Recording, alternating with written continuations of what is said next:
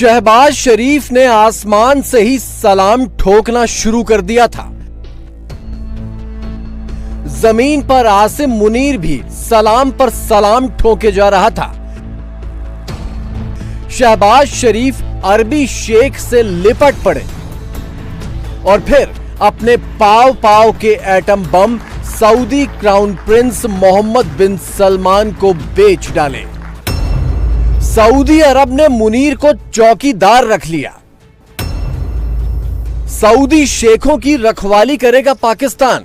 Saudi अरब के साथ पाकिस्तान ने ऐसी कौन सी डील कर ली कि लाहौर और इस्लामाबाद में शहनाइयां बजने लगी। सऊदी अरब ने ऐसा क्या दे दिया कि पाकिस्तान के कटोरे में समा ही नहीं रहा है। दरअसल ये एक समझौता है जिसे पाकिस्तान खुदा की नायाब नेमत समझकर चूमे जा रहा है। सऊदी अरब और पाकिस्तान ने जॉइंट स्ट्रेटेजिक डिफेंस एग्रीमेंट किया है। इस समझौते में कहा गया है कि अगर एक देश पर हमला होता है तो इसे दोनों देशों पर हमला माना जाएगा और दूसरा देश खुद ब खुद लड़ाई में शामिल हो जाएगा। सऊदी अरब की फौजी ताकत पाकिस्तान के मुकाबले काफी कम है। जाहिर है ऐसे समझौते का ज्यादा फायदा उसे ही होना है। पाकिस्तान की फौज जंग लड़ने में कितनी उस्ताद है ये तो ऑपरेशन सिंदूर के 3.5 दिनों में ही पूरी दुनिया ने देख लिया। खुद सऊदी मिनिस्टर पाकिस्तान को बख्श देने की अपील करने नई दिल्ली आए थे। जब सऊदी अरब को मुनीर की फौज की सच्चाई पता ही है तो उसे पाकिस्तान से चाहिए क्या? क्या पाकिस्तान के एटम बम? बात तो एकदम सच्ची है। 2015 में यमन के हूती विद्रोहियों के खिलाफ सऊदी अरब ने एक जंग शुरू की थी। इस जंग में सऊदी अरब ने पाकिस्तान से मदद मांगी थी, लेकिन पाकिस्तान ने उस वक्त इनकार कर दिया था। पर अब पाकिस्तान सऊदी अरब का चौकीदार बनने को तैयार हो गया है, तो इसकी वजह क्या है? सऊदी अरब के भारत के साथ अच्छे रिश्ते हैं, पाकिस्तान के साथ तो अच्छे रिश्ते हैं ही। अब जनरल मुनीर सऊदी अरब का चौकीदार बनने के लिए तैयार हो गया है। लेकिन अगर भारत ने पाकिस्तान को फिर से पीटा, जो कि बहुत मुमकिन है, तो क्या सऊदी अरब उसे बचाने आएगा, भारत से लड़ने आएगा? पाकिस्तानियों के लिए सबसे बड़ा सवाल यही है। दरअसल सऊदी अरब कर्ज के बदले पाकिस्तान को तरह तरह से इस्तेमाल करता रहा है। इसी तरह का एक खेल पहले भी खेला गया था। शिया बहुल देशों के खिलाफ दिसंबर 2015 में सऊदी अरब ने एक इस्लामिक आर्मी बनाई थी। इसमें 30 से ज्यादा देश शामिल हुए थे और इस्लामिक आर्मी का जनरल बनाया गया पाकिस्तान के रिटायर्ड आर्मी चीफ राहिल शरीफ को। हालांकि इस आर्मी का कोई भविष्य नहीं बन पाया।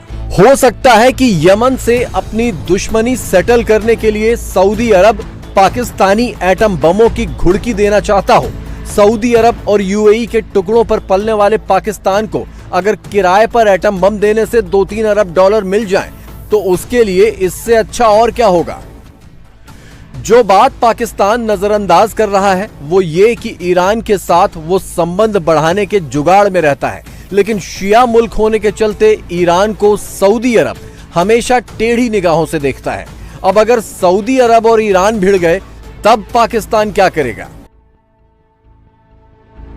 पाकिस्तान को ना तो अमेरिका से मतलब है, ना ईरान से, ना सऊदी अरब से और ना यूएई से। उसे मतलब है तो सिर्फ डॉलर से।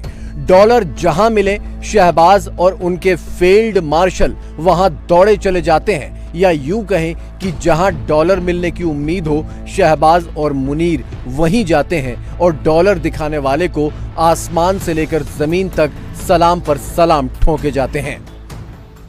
शुक्रान जज़ीलन for landing ETA and Royal Highness Crown Prince Mohammed bin Salman, Prime Minister of Kingdom of Saudi Arabia, and the custodian of the two holy mosques, His Majesty King Salman bin Abdulaziz.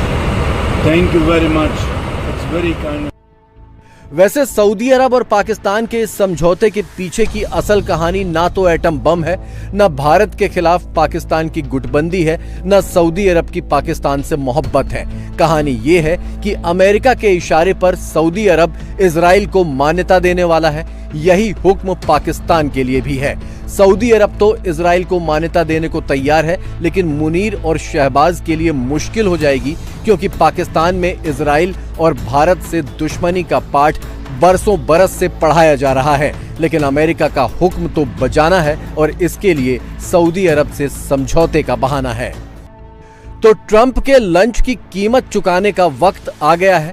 खाया अकेले मुनीर ने था, लेकिन चुकाएगी शहबाज सरकार और पूरा पाकिस्तान। जिस Israel को पाकिस्तानियों ने सारी जिंदगी कोसा, अब उसे अपनाने का कड़वा घूंट कैसे गले उतारेंगे, ये तो जनरल मुनीर जाने और 25 करोड़ पाकिस्तानी जाने।